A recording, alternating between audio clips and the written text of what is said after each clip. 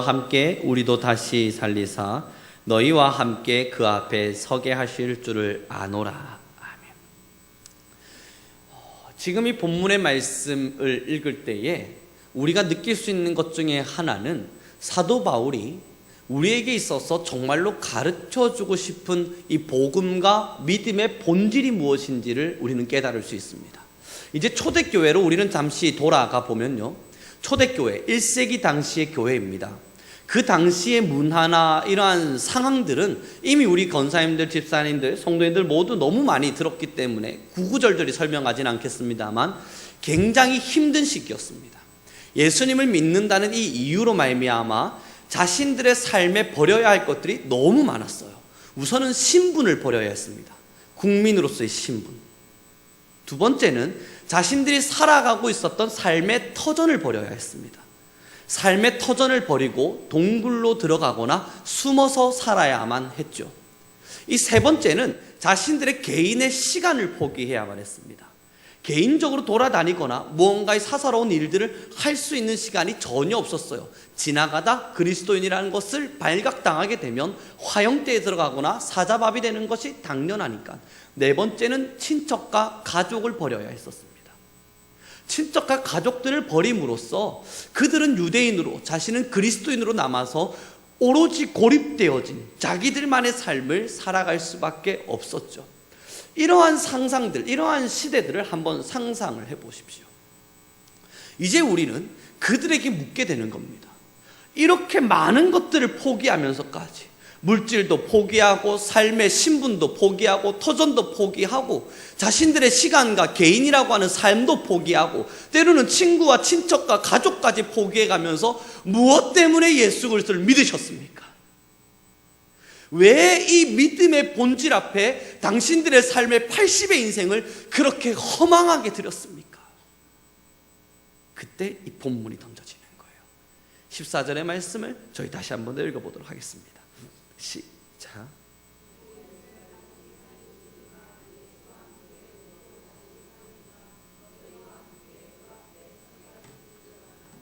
아멘.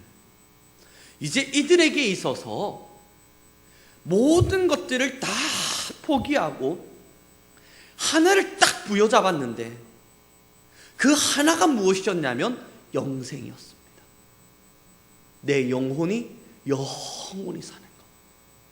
자신들의 영혼의 영원한 삶을 위해서 이 땅에 가치 없는 것들 혹은 이 땅에서 누려야 할 것들을 가감히 포기해버린 겁니다.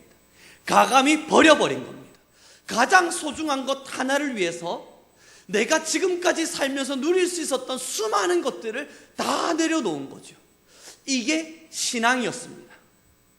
그때 당시 1세기를 살아가고 있었던 그리스도인들에게 있어서는 오직 내 영혼이 하나님께로만 가야 한다는 이 일념 하나로 붙잡혀 있었습니다. 왜 예수님을 믿으십니까? 천국 가기 위해서. 왜 그토록 삶의 힘듦 속에서 당신은 신앙의 길을 걷고 있습니까? 나는 영원한 구원을 받기 위해서. 그럼 이 영원한 구원을 얻기 위해서 당신은 무엇을 하였습니까? 그때 이 1세기 신앙인들은 고백하는 거예요. 나의 사랑하는 친구들도, 나의 사랑하는 친척과 가족들도, 때로는 나의 삶의 신분과 나의 명예도, 때로는 내 개인의 삶의 시간도 다 버렸습니다. 예수 그리스도 앞으로 나아가는 영혼의 구원을 위해서입니다. 그러므로 사도 바울이 이렇게 고백을 합니다. 우리 함께 읽어보도록 하겠습니다. 17절의 말씀을 함께 읽어봅니다. 4장 17절입니다. 함께 읽습니다. 시작. 우리가 잠시 받는 환난에 경한 것이 지극히 크고 영원한 영광에 중한 것을 우리에게 이루게 함이니. 이 삶이 힘들어요. 삶이 너무너무 어려워요. 영원한 것을 붙잡고 나니까 자신들이 버려야 될 것들이 너무너무 많았어요. 그런데 사도 바울 뭐라 이야기합니까? 이 땅에서 버림으로 인해서 얻게 되어진 그 고통은 경한 것이다. 가벼운 것이다. 아무것도 아니다. 그러나 그 뒤에 우리는 영광에 중한 것, 영광에 대단한 것, 영광에 무게가 있는 것, 중요한 것을 선택했다.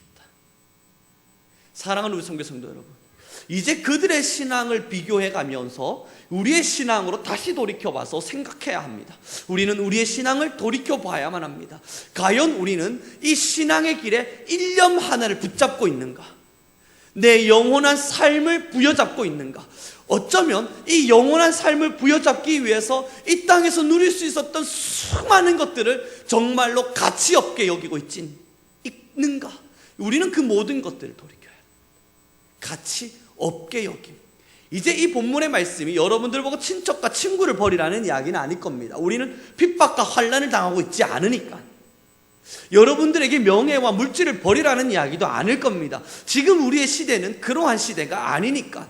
그러나 이 본문의 말씀을 들어가면서 우리가 생각해야 될 것은 무엇에 우리는 가치를 두고 있느냐입니다. 어떠한 삶에 우리의 가치가 빼앗겨 있느냐는 거예요. 오늘의 본문 18절의 말씀을 다시 한번 읽어보겠습니다. 4장 18절의 말씀 함께 읽어보겠습니다. 시작.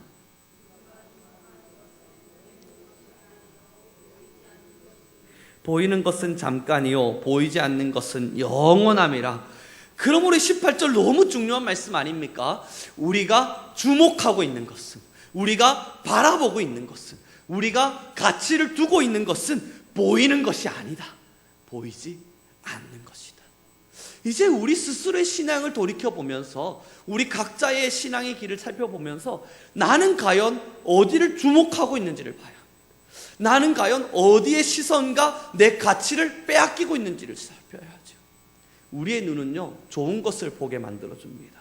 또한 좋지 않은 것을 보게 주기도 하죠. 때로는 부유함을 볼 때도 있고 때로는 가난함을 보게 하기도 합니다. 때로는 좋은 것을 바라보게 하기도 하고 때로는 나쁜 것을 보게 하기도 합니다. 때로는 건강을, 때로는 건강하지 않음을. 우리는 이 땅을 살아가면서 많은 것들을 보면서 살아갑니다. 이 눈으로, 그리고 우리의 생각으로. 그러나 지금의 내 영혼이 배고픈 걸 보지를 않습니다. 내 삶이 배고픈 것은 계산이 되는데 지금 내 영혼이 배고픈 것은 계산이 되지 않아요. 지금 내 삶의 부유와 가난은 측정이 되고 그것은 바라봐지는데 지금 내 영혼이 가난해지고 있다는 것을 바라보려 하지 않아요.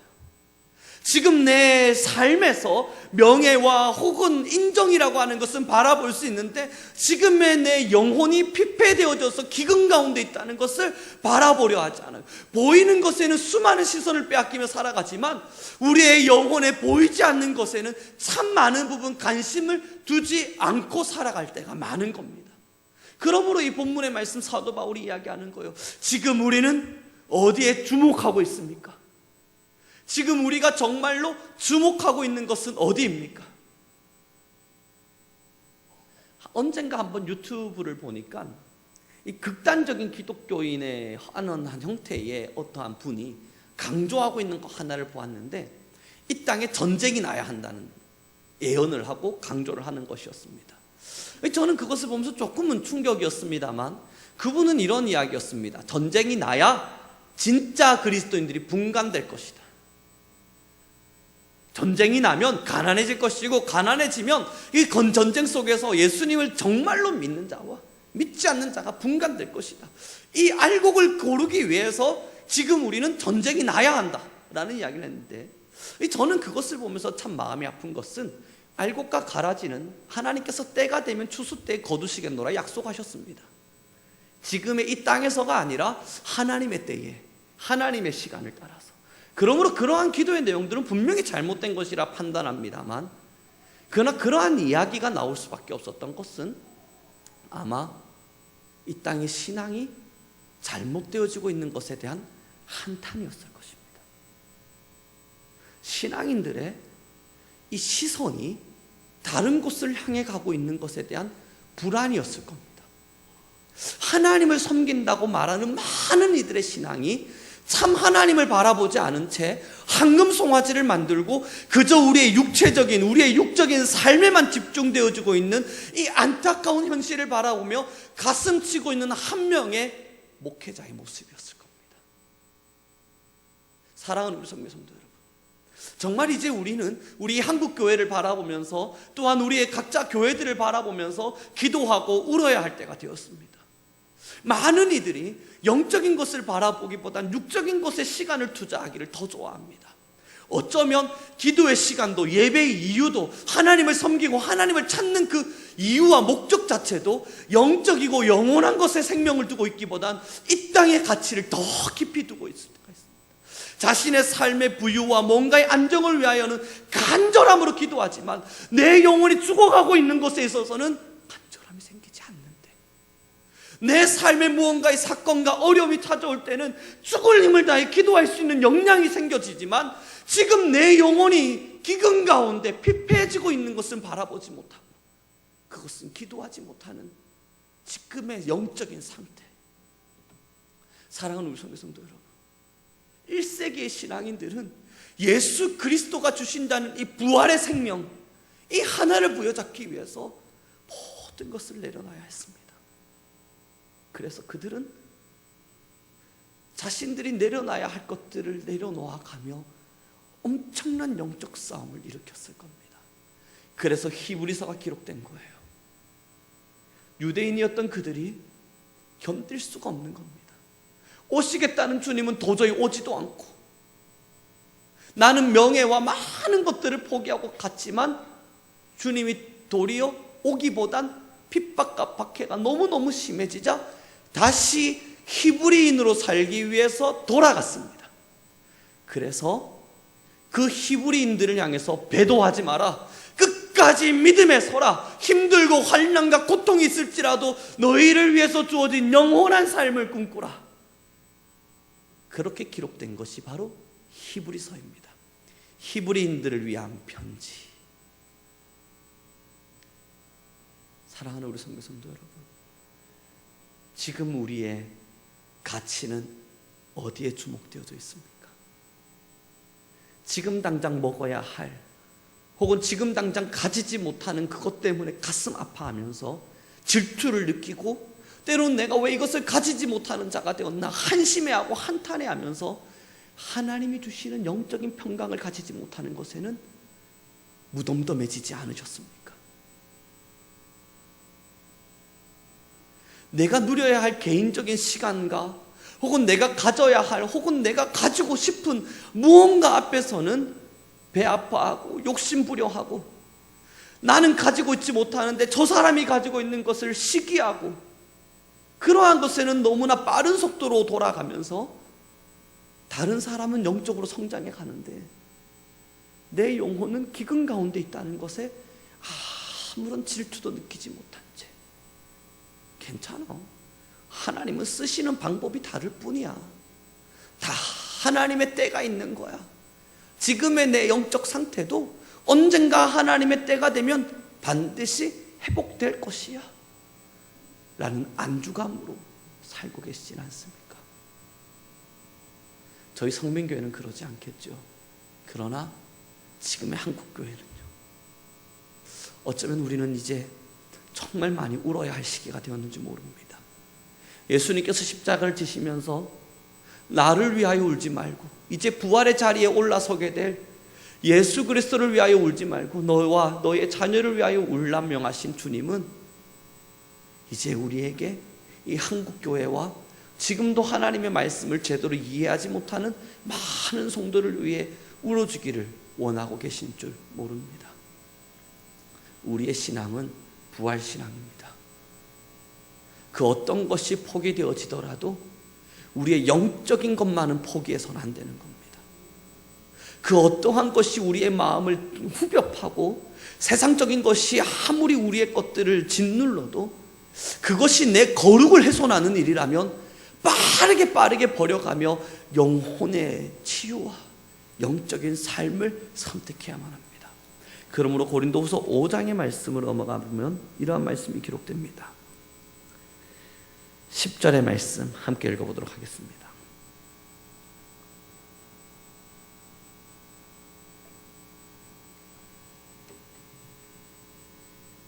함께 읽겠습니다. 시작. 그리스도의 심판대 앞에 나타나게 되어 각각 선악간에 그 몸으로 행한 것을 따라 받으려 하면. 정말 무서운 말씀인 거예요. 오늘 본문이 뭐라고 이야기합니까? 우리 모두가 우리 성민교회 공동으로 공동체가 돼서 한 번에 심판대 앞에 서는 게 아니라 오늘 본문에 보세요.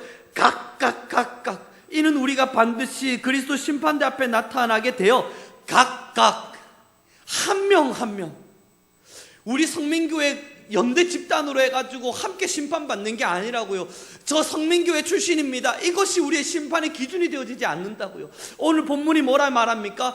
각각 심판대 앞에 서서 선악간에 하나님 앞에서 판단될 텐데, 그 선악간의 판단이 무엇으로 판단된다 기록되냐면 그 몸으로 행한 것, 우리의 몸으로 행한 것, 우리의 몸으로 행한 것으로 하나님 우리의 선악간을 판단하시겠다는 겁니다. 각각. 그로 아무리 목회자가 거룩하게 살아도요, 여러분 연대로 함께 칭찬받지 못합니다. 혹 누군가 구역장님들이나 권사님들, 성도님들이 정말 아름답게 성민교회에서 사역을 해서 우리 교회가 정말 하나님 보시기에 칭찬받을 만한 일들을 많이 했어요. 그렇다고 해서 우리가 연대로 하나님 앞에 칭찬받는 건 아니라는 겁니다. 각각 선악간에 하나님께서 심판하시는데 각자가 몸으로 행한 대로. 너무 무서운 말씀이에요. 그러므로 여러분들의 몸과 마음이 어떠한 부분에서도 거룩이 훼손되지 않도록 날마다 영적으로 갈급하셔야 합니다. 이제 여러분들의 영혼과 저의 영혼이 주님 앞에 설 날이 있을 겁니다. 언젠간 때가 되면, 그때가 오늘일지 어제일지, 어제는 아니겠네요, 오늘일지 내일일지, 혹은 얼마 후가 남았을지 아무도 알지 못하는 이때에 지금 우리가 정말로 해야 될 일이 무엇입니까? 내일 당장 먹어야 될 빵 한 조각을 걱정하기보단 지금 내 영혼이 먹지 못한 말씀을 기억해야 됩니다. 지금 내 영혼이 기근 가운데 목말라 하고 있는 것을 더 집중하며 바라봐야 합니다. 지금 내가 살아가면서 누려야 할 어떤 행복과 가치보단 주님께서 부르실 그날 내 영혼이 주님 앞에 설 것임을 기억하며 오늘, 내일 하나님의 말씀을 먹고 기도의 시간을 통해 주의 영광을 드높이고자 그 시간을 투자하고 살아야 합니다. 어디에 우리의 시선이 집중되어 있습니까? 혹 세상적인 가치와 배고픔, 먹음, 욕심, 수많은 것들 앞에 우리가 시선을 빼앗긴 채 우리의 영혼을 갉아먹고 있지는 않습니까?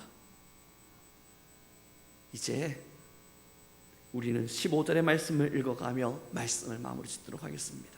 5장 15절의 말씀입니다. 함께 읽겠습니다. 시작.